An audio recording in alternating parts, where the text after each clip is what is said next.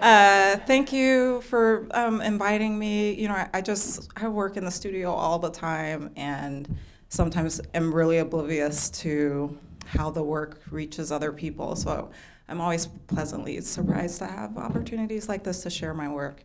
So greetings.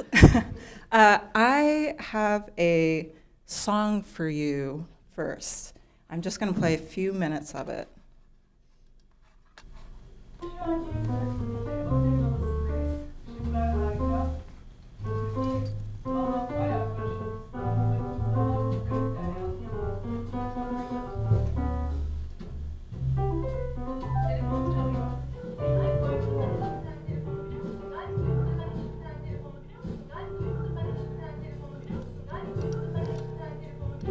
Okay, that was Jason Moran, a really amazing jazz musician who also a visual artist. I love that song. Hold on, let me get back to you. So I played this because I like to think of it as a nice parallel and a guide to think about what I'm pursuing in my own work. Jason Moran often makes compositions where he samples one-of-a-kind sounds and translates them into another category of sound, music. This idea of translation is something I think about a lot. Translating, in this case, linguistic sound into musical sound and blurring the distinction between the two. Many years ago, I was painting portraits. I've always been interested in portraiture. Many years ago, I was painting them in a more conventional way with paint. This is long ago enough where it was before social media was a big thing, so you probably can't find any of it on the internet, thankfully. But I stopped.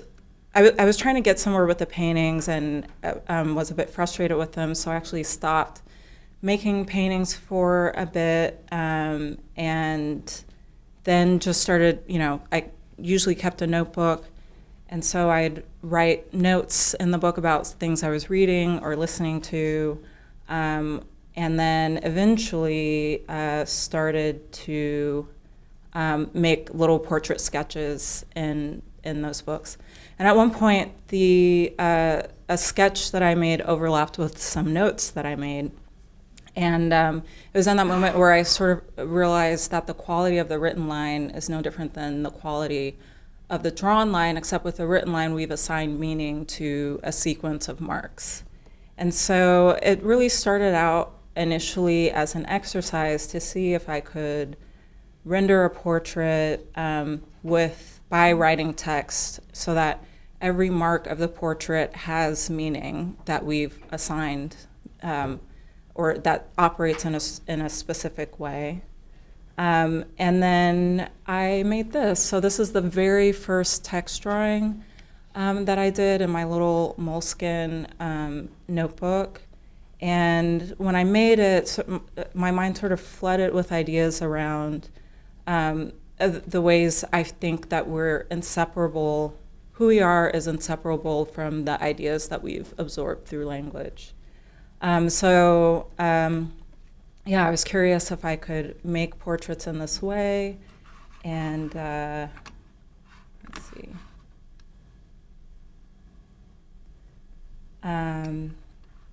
And that the accumulation of text on the page would be a metaphor for the ways that we embody language, or the language that we use. I realized that I was mostly interested in language, as much interested in language as I was with making portraits. So this was a way for me to bring the two things together. And it was really thinking about the ways language carves out categories and identities like race and gender, and structures our lives and the way we interact and interface with things and people in the world. And so the song I played, I actually saw, that was a live recording by Jason Moran. I saw him perform that piece at the Hammer Museum in LA several years ago. And it was after I started making these drawings. And I was so moved by it because it reminded me of this first text drawing and the idea of blurring the distinction between two categories, in my case, writing and drawing, and in his case, speaking and music. And so, I really started gravitating towards his music and some of these ideas where he's sampling sounds and playing along with them. So this is a later text drawing after I started employing the grid to help organize information on the paper. Here is a detail, so you can see that the image is composed of writing this cursive text in repetition to render the values of the figure. And I'd say if I had to boil down what my project or what I think my path is, I'd say that I'm most interested in unpacking this fundamental role that language plays in facilitating how we perceive ourselves and the world around us. And also thinking about the shortcomings of language or the ways that we use it and how it can also interfere with with our perception. And so speaking of perception, like Pam mentioned, I teach at Occidental College and I teach printmaking, and we've been talking a lot about Josef Albers. And so I've been thinking a lot about his work around the interaction of color, which also deals with perception and complicating the ideas around truth, and the fact that he made a distinction between what appears to be actual, which in this case, the appearance of 6 colors. I don't know if you can see the cursor, so 1, maybe 2, 3, 4, 5, 6. And then what is factually 5 colors. And so there's probably many of you who've seen some of these studies. So factual color refers to the way we see color in isolation, actual referring to the way we see color in relationship to another color. And so I'm interested in how these kinds of conditions can map onto our social experience, and thinking about the conditions of our experience and how they inform how we interpret or draw conclusions.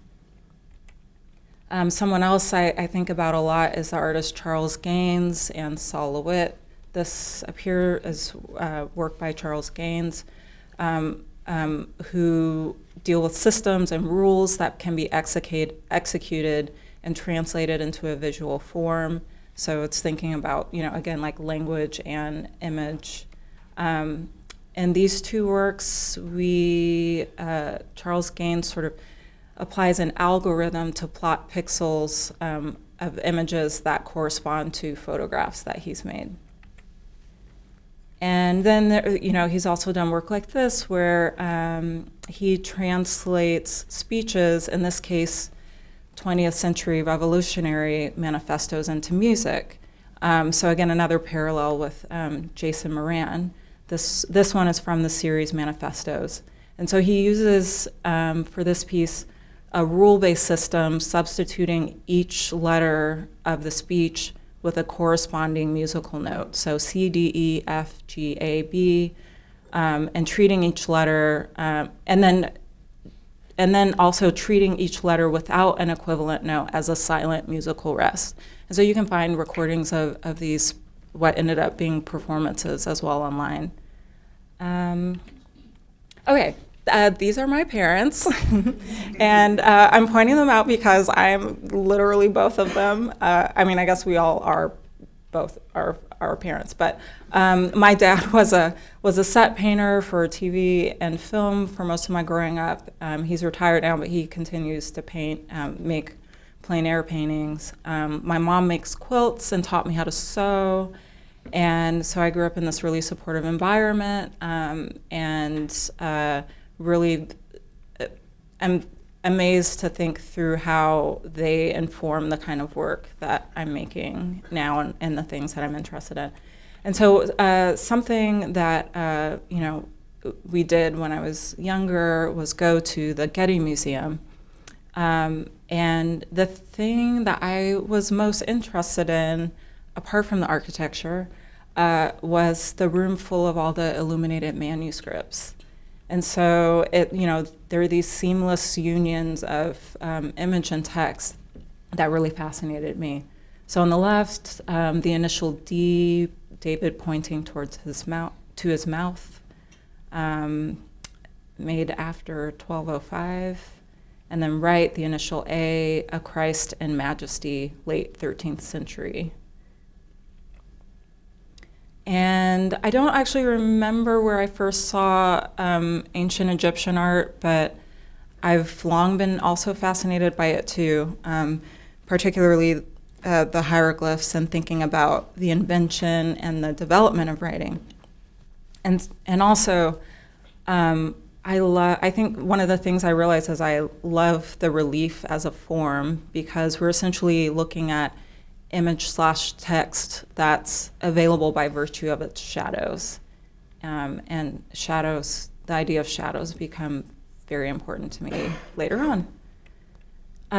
So I kept going with these drawings, writing these texts in repetition, often working serially, to think through different ways that we use language and embody certain ideas.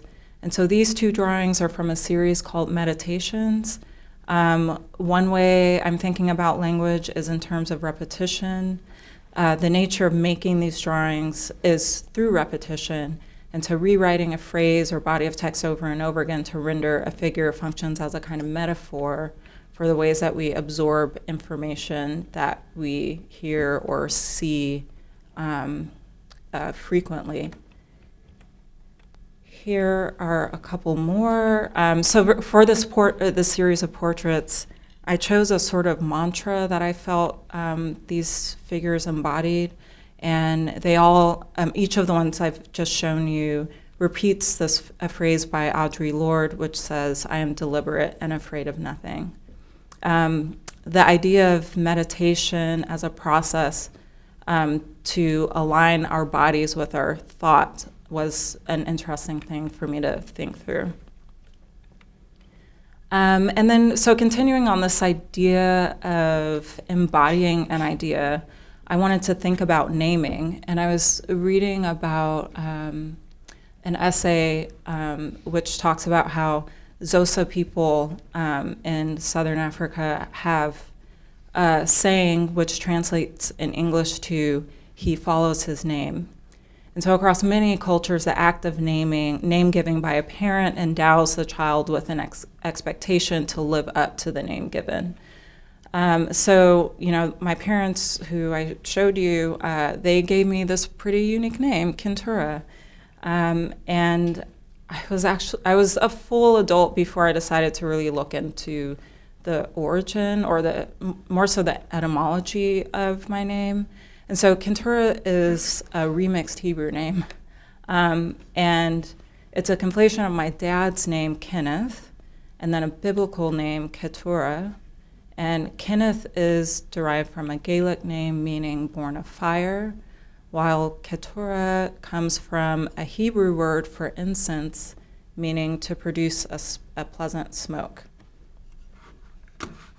And so the burning, so I started thinking about incense.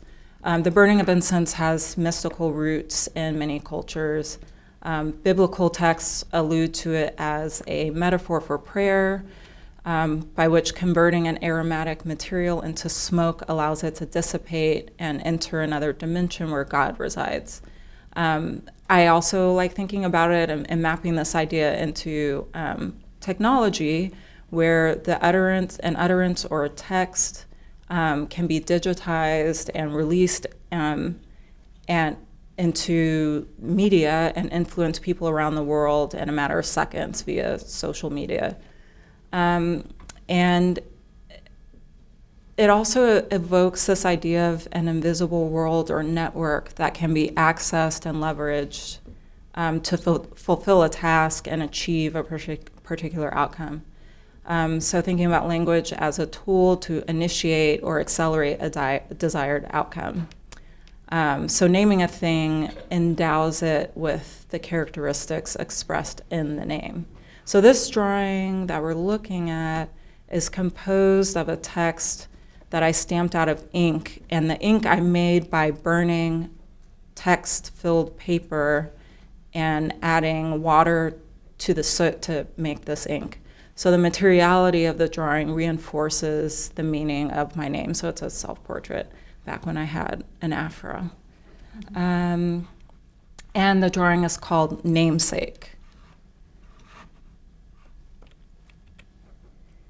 And so this is another series of work that deals with language as something that's dynamic and constantly changing.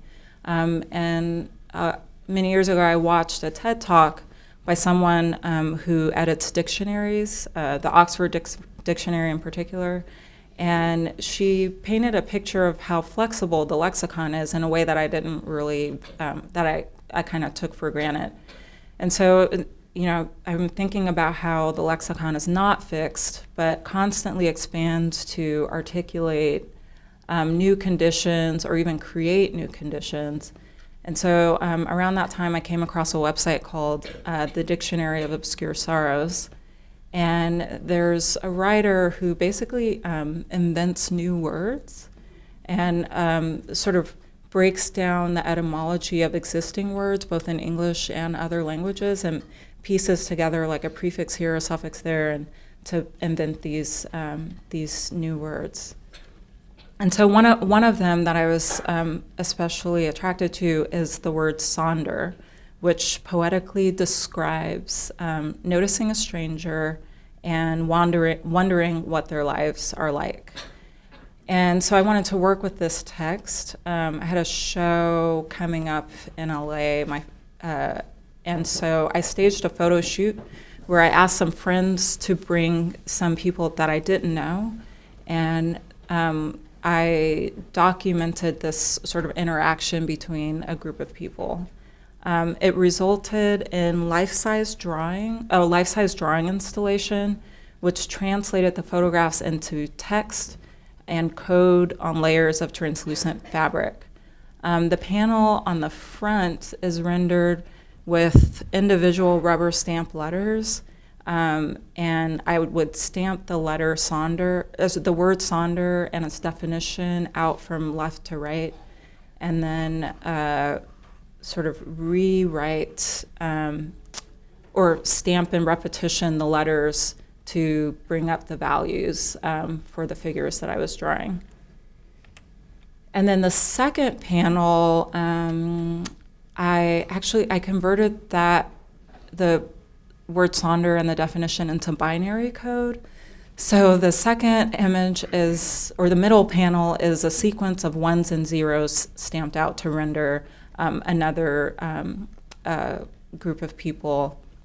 And then for the third panel, I had a rubber stamp custom made into the shape of a QR code, which is a quick response code, those little square codes that you can scan with your phone and it takes you to a website.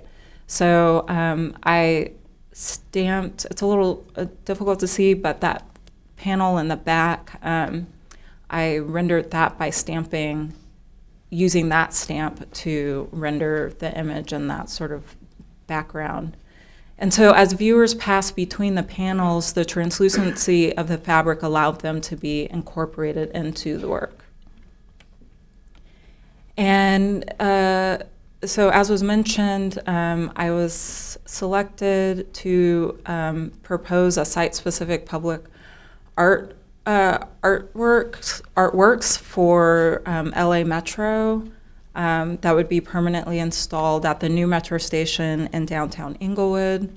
And so thinking about site specificity, I wanted to think through the idea of, the experience we have in the public, on a train, like at the train station, on a train.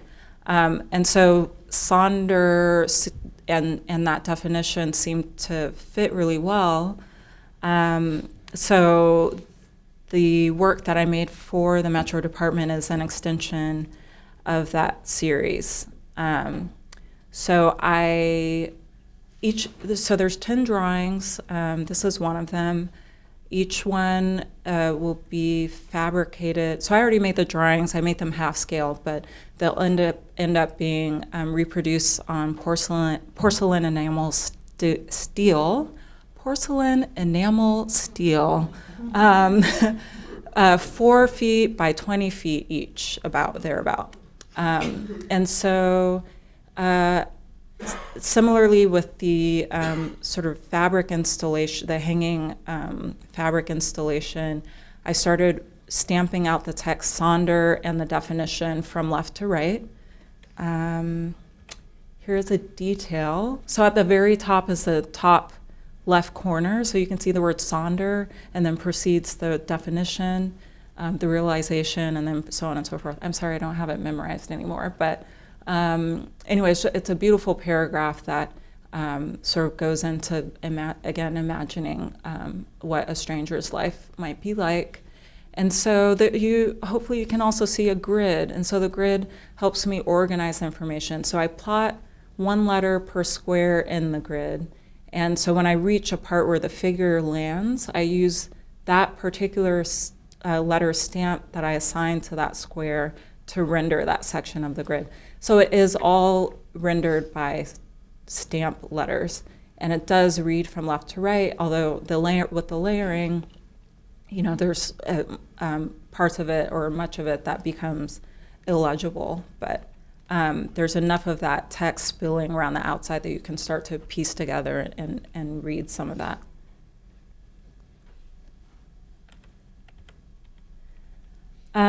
This is my very first wall drawing. So this is, before the Metro and all of that, but it also deals with a kind of inventiveness that's available to us in the way we use language. And so this comes from a series called Euphemisms, which looks at the ways that rhetoric can neutralize the meaning of something to make it more palatable. And so in this drawing, I wrote the phrase, terminated with extreme prejudice, which has been used, especially in military contexts, as a euphemism for execution. And so this is a portrait of a man named Troy Davis, who was executed in the state of Georgia for a crime that he likely did not commit. And so this was around 2011, and so I wanted to sort of memorialize him in a way.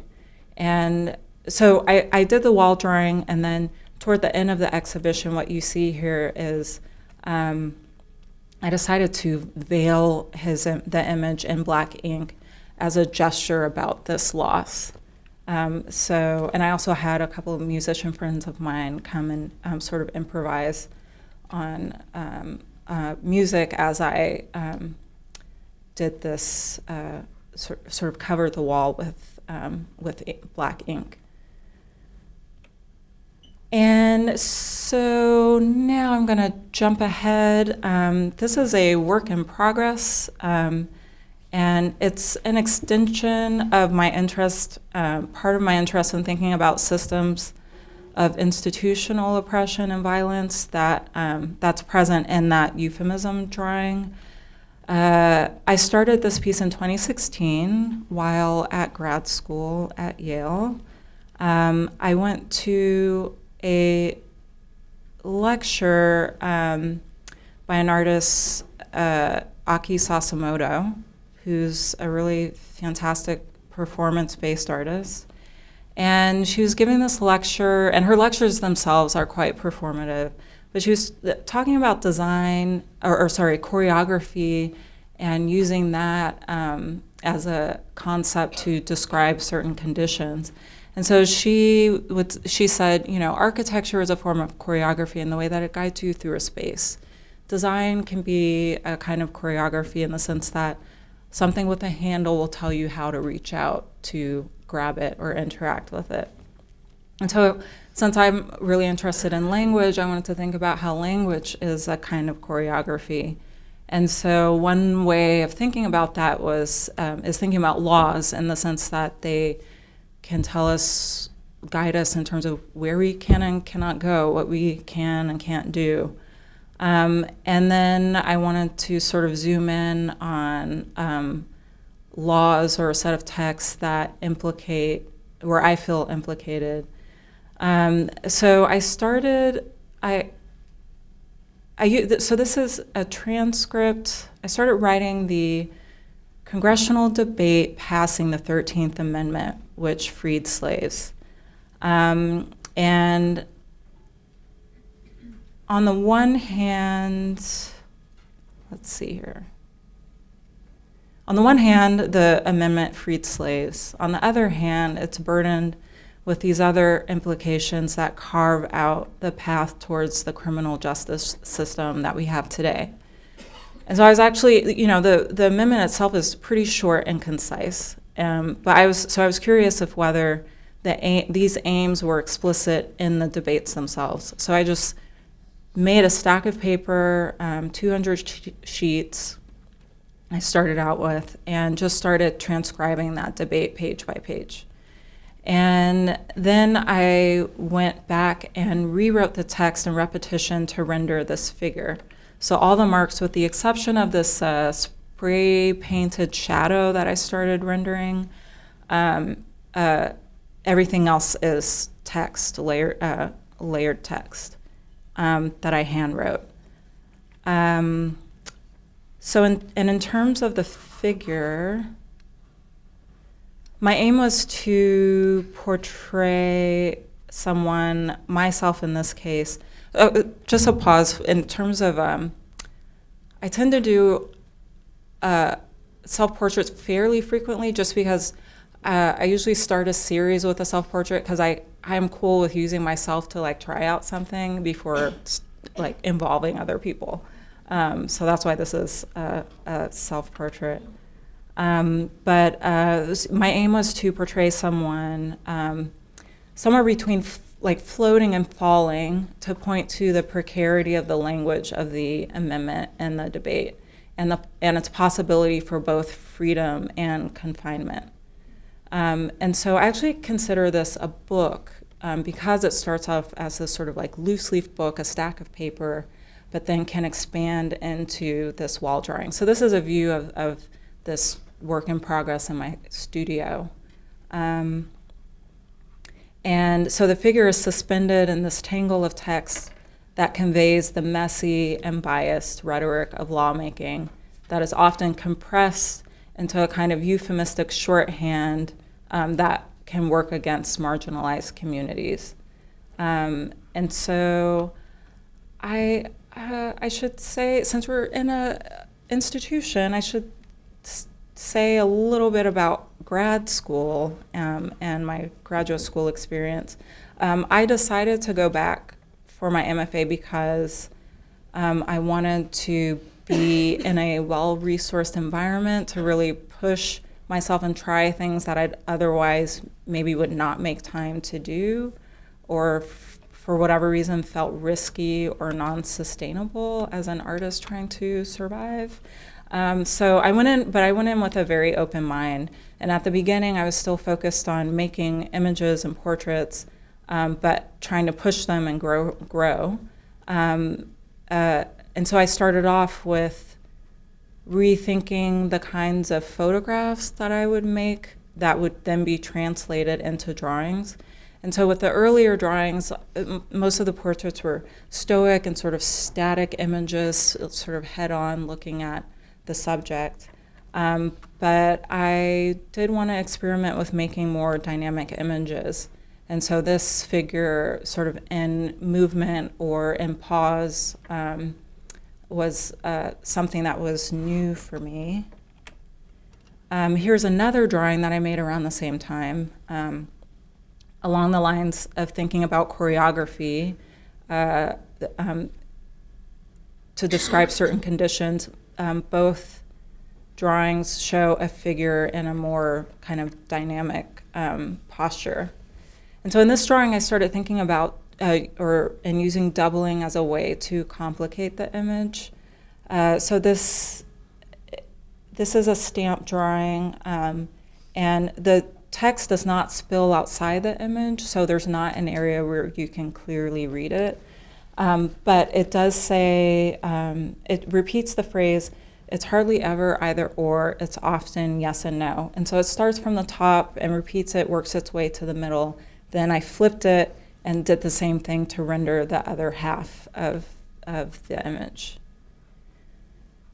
And so the orientation is flexible, so there's no clear or correct top or bottom. So this is another sort of portrait where I'm trying to push it in a different direction.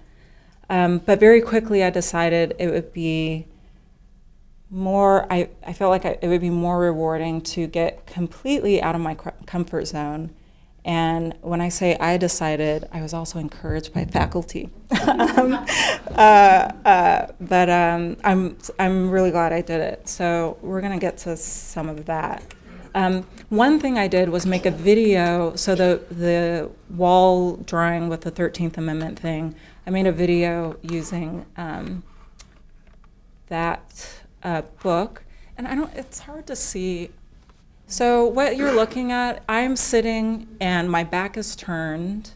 I don't know if it's so dark that I'm not sure if it's clear. And the stack of pages are accumulating on top of my head. And so I should mention that, or I guess you did mention, I lived in Ghana more permanently for about 2 years, and I go there frequently. I was there in August. And so essentially for the 2 years right before starting my MFA, I was there. And it's common for people, including myself, to, if you have to carry something, especially something heavy, to carry it on your head. And I think a lot about sort of the poise and grace required to do this effortlessly. I still do not do it effortlessly, at least not with no hands.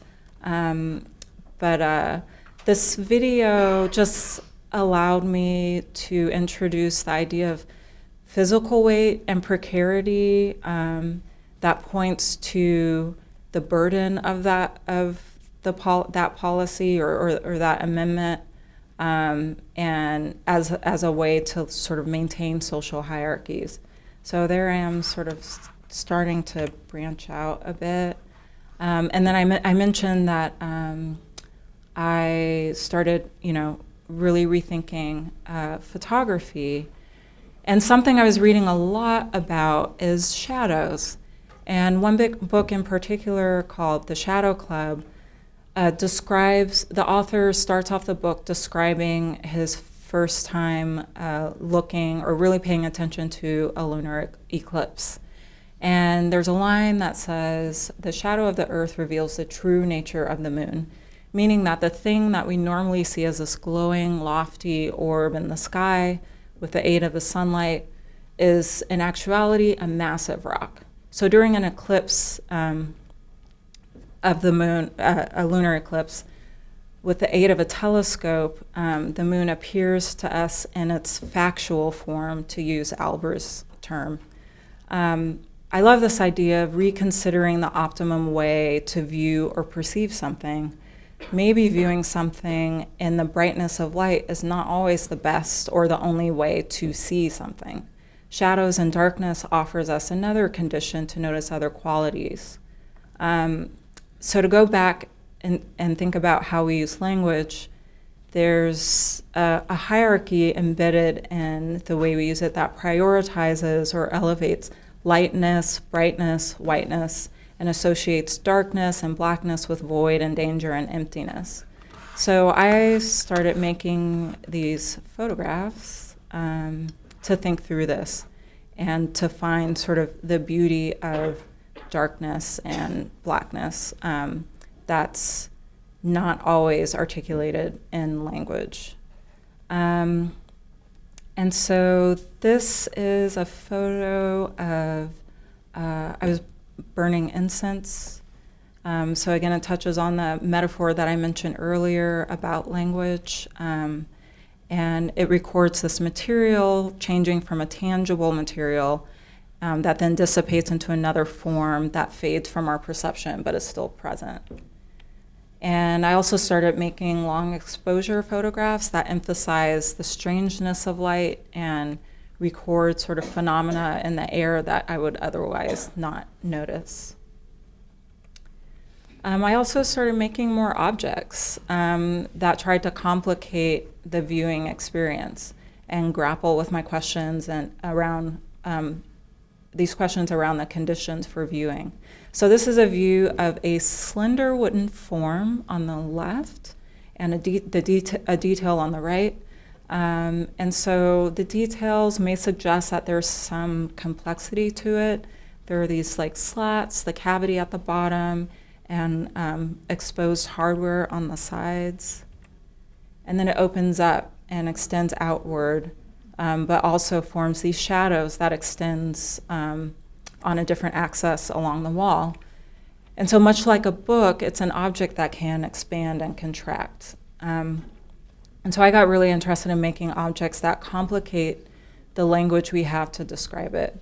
So is this big or small? Is it compact or expansive? And so going back to the idea of binary oppositions, I wanted to think of categories that seem like they're opposite, but point to where those categories might touch and bump up against each other. And here's another object I made. I mentioned that my lovely mother taught me how to sew when I was young. So I know how to make garments, and garments have been a way, especially when I took that break and wasn't painting, garments was a way for me to kind of keep working. And I think of it as an extension of portraiture because it is so related to the body. This is a garment that appears to be like fairly straightforward. It's like a t-shirt cut. There are some details that seem a little unordinary, like the material on the outside is Tyvek. And then there's a little bit of like fringe kind of hanging out at the bottom. And then it's hanging from a scale that indicates its weight. And so I don't know if you can see, it's about, 7 pounds.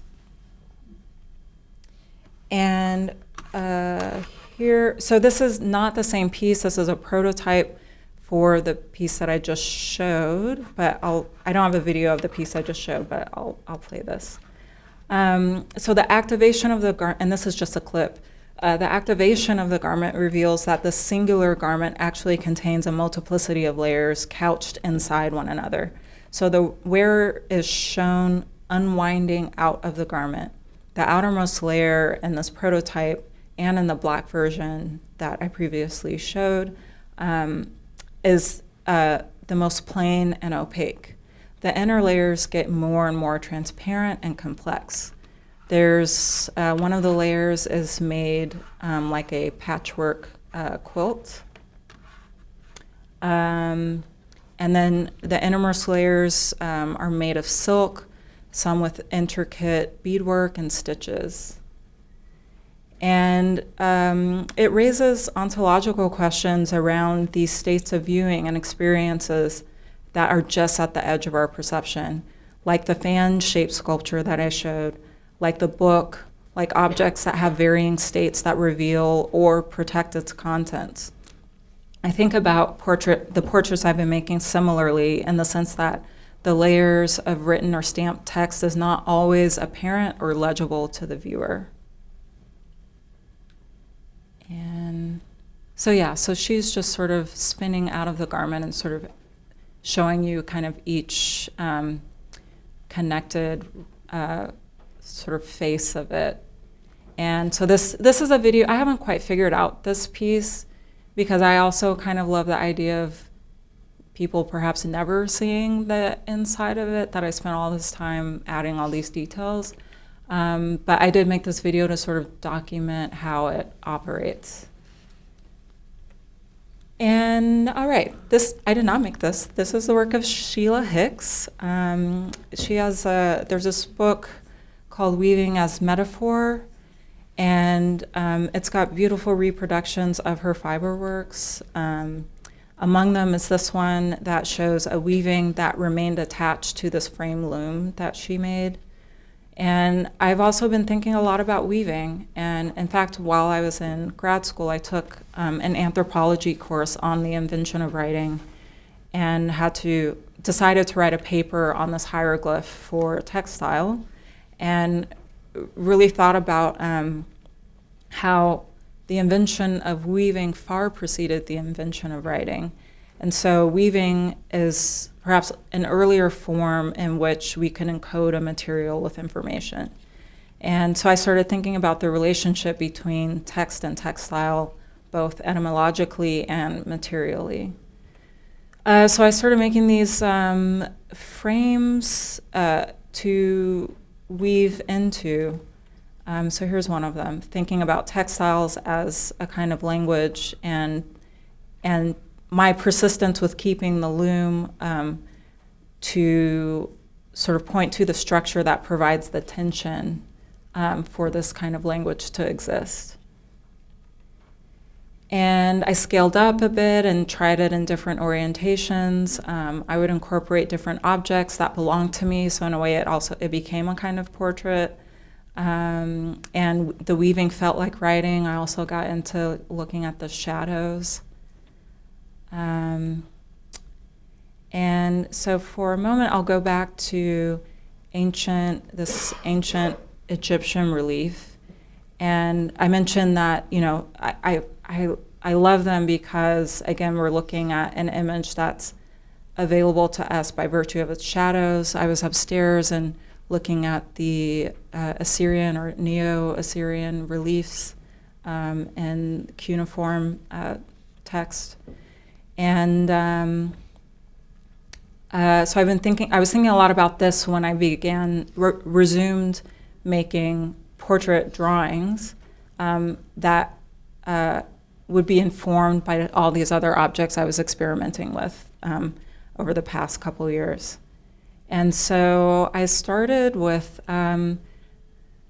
making long exposure photography, and here's one of them. So I started a series called Blur in the Interest of Precision, and the title is a line from a Fred Moten text. I began, as I mentioned, making long exposure photographs like this one of people to get these really intentionally blurry images. And then the texts I would use to render them are in the realm of this poetic zone, so that the phrases are open-ended in meaning. They are meant to complicate ideas around meaning, representation, and perception.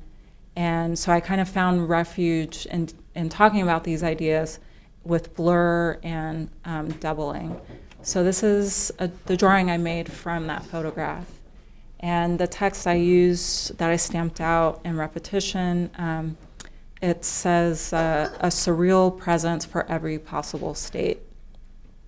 And so I would divide, much like if you remember the Metro drawing with the grid, I would divide the paper into 1-inch square grids and then assign a letter per square in the grid in sequence, so it does read from left to right, and it just repeats the phrase each line. Here's a detail just showing kind of how I work, my little rubber stamp letter, and how I'm sort of applying it to the paper. And so I lay out a slab of oil paint, and so I dip the stamp in the oil paint, and then if it's a really light area, I keep a sort of scrap sheet of paper where I take off some of the ink before taking it to the paper. Another photograph. And so I do some adjustments in Photoshop and then translate that into the drawing. And so this one repeats the phrase breath as a boundary. And so again, thinking about these binary oppositions or things that feel opposite, breath feels quite different from something that has a boundary. And another one. So you can see, so what I do is I also grid the photograph that I'm working from. And so it allows me to just work square by square. So in a way, I kind of think of it as making hundreds or thousands of little abstractions that add up into a cohesive image. And there's that portrait. And another thing I like about working with these blurry images is there's a difference between how you experience it from a distance and up close. From a distance, the image holds together a little more. The closer you get, it begins to sort of break apart. And so this one repeats the phrase, poetics of a pivot. And with that, I'd say, I was thinking, I was like, what's a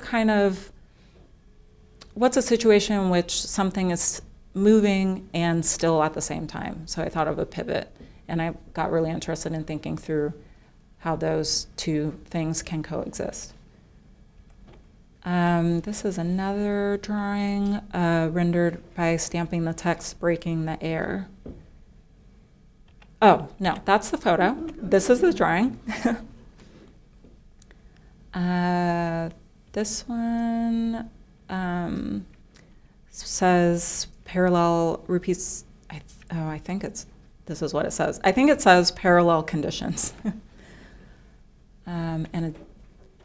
And then this is one, again, going back to the doubling, it says, all water has perfect memory and is forever trying to get back to where it was, which is a phrase from Toni Morrison's essay, Sites of Memory, which is her text writing about writing. And then this one is another drawing. I do not remember what it says, sorry. But I think I put it here because drawing a figure with their back turned has been another way of me thinking through legibility and what you can perceive and sort of your, it resists the information that you commonly want to use to identify a person because you're not looking at her face. And okay, so breaking apart from that series, this is a commission I did for Yale. They put out a call for an artist to do an artwork of the first Black woman to get a PhD from the school. Her name is Otelia Cromwell. And I wasn't going to say this, but I should share it because I actually did not get picked, but somebody else on the selection committee liked it enough that another part of the college decided to commission it anyway. So it was a lesson of like, don't dismiss something because you didn't get picked for the thing you thought it was going to be for. So anyway, they came back and they were like, hey girl, come. We want it over here. It's in one of the colleges right now, outside of the library, which I love. So Otelia Cromwell got her PhD in English literature, I believe. And so this is actually the proposal drawing, not the finished drawing. But I'm including this because it shows a little bit more of the process. I'm not as good as like documenting my process as I used to be, but this is one where I did try to document the different phases. And so one of the things that I also started doing, I forgot to mention it with the blur in the interest of precision drawings, but I started embossing the paper first. And so it's a whole other sort of phase of the work where I'd have to carve out a wood block and then soak the paper, run that through a press, let that dry, and then so you've got these sort of marks that, again, are available to you because of the shadow. So these raised elements or a texture in the paper. And so with this one, this is the first one I did it with. So I basically carved the contour of her figure and embossed that first. And then I'd been reluctant to use color because I was really committed to thinking about how we normally see text on a page, which is typically black ink on white paper. This one, I gave myself permission to think about background and add a ground to it. So I did apply some ink to the wood block. And so what you have is partially a blind embossment, which means an inkless embossment, and partially an inked embossment. And so it also picked up the texture of the wood. Here's a little detail. And so the other thing I did, actually I think the first thing I did was write the text that I used from top to bottom on the whole sheet, across the whole sheet of paper, and then I embossed it and inked the paper. And then I started rendering it. So you can see the text from top to bottom. And here's a little video in action. This music is not relevant. I just listen to music in my studio, so here's a little bit of that.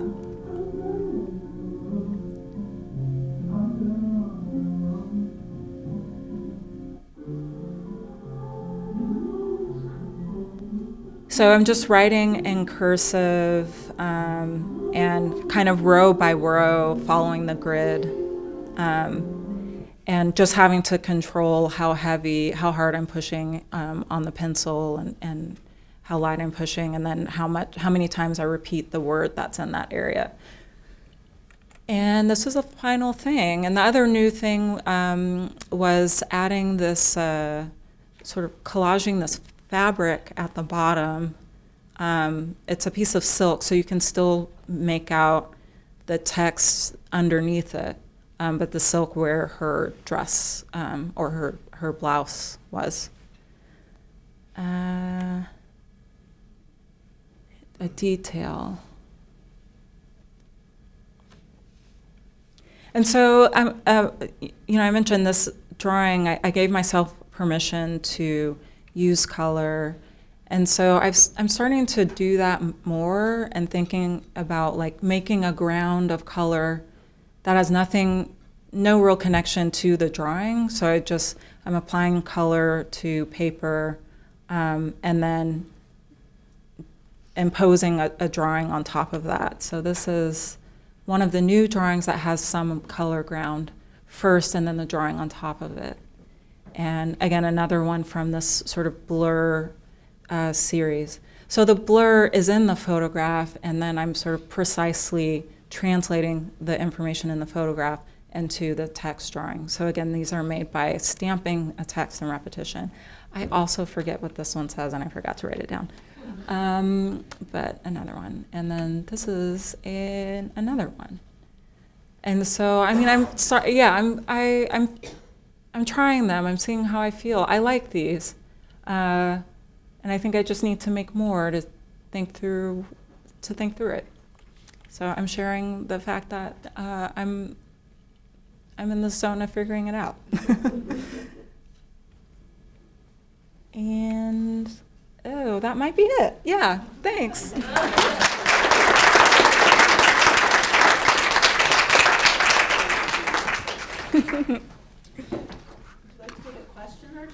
I am happy to take a question or two, if there are any. If you looked at the scribble art of Solowit. Yeah, I went yesterday. Yeah. That's there. I think about Cy Twombly too, who had the sort of like cursive gesture too. So, yeah, love it a lot. I see some Fred Wilson. I see yeah. Len Ligon. Yep. Chuck Close. Yep. All of those. All. Yep. Absolutely. Love all their work. Were any of them teachers when you were at Yale? No. No. The short answer is no. But I mean, the Yale Gallery is right there, so I got to frequent that place and see a bunch of Solowits there too. Who else? I mean, I mentioned Albers. I saw an Albers upstairs. I also used to work at Gemini Gel, which is a printmaking studio in Los Angeles, and they did several Albers editions early on. The one upstairs is not one that Gemini did, but they did similar ones. There's something else I saw. Oh, there's a Borofsky upstairs that Gemini did do when I worked there. So that was fun to see. This little a little print upstairs. What did you ask me again?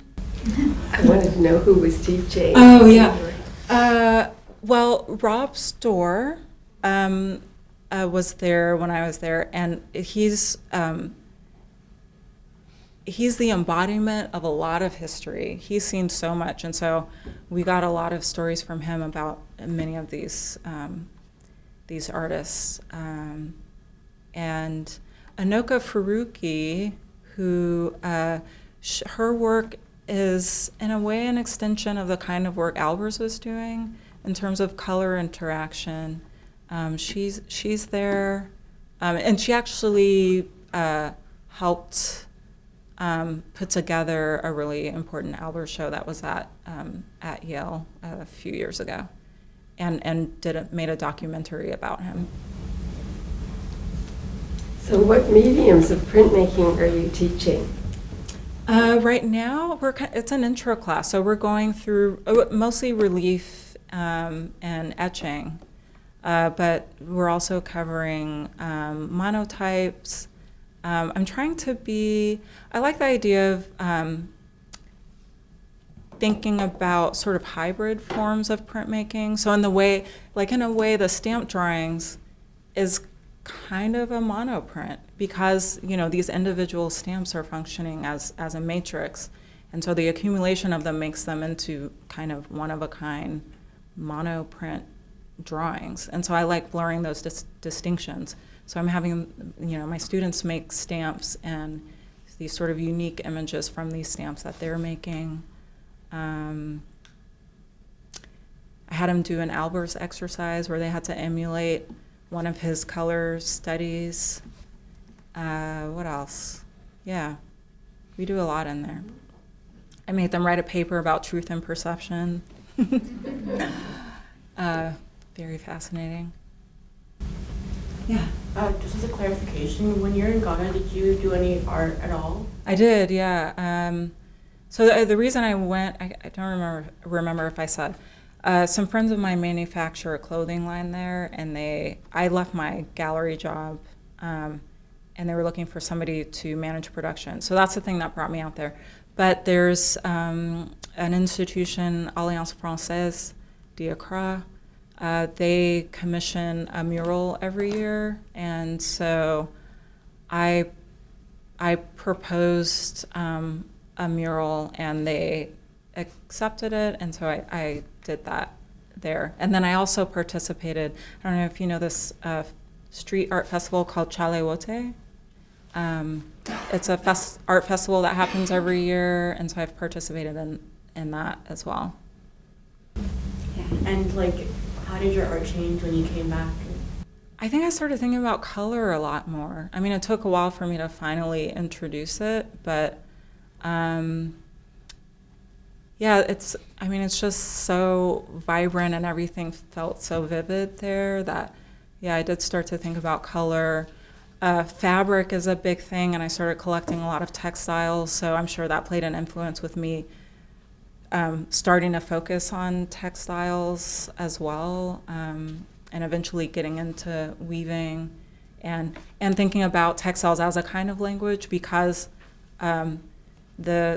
and not just in Ghana, but West African fabric, known for having these sort of coded symbology that people can read. I can't, but it's legible and to people in terms of having a specific meaning. And so I thought that was really interesting. In 5, 4, 3, 2. No, I'm kidding. Thank you. Thank you.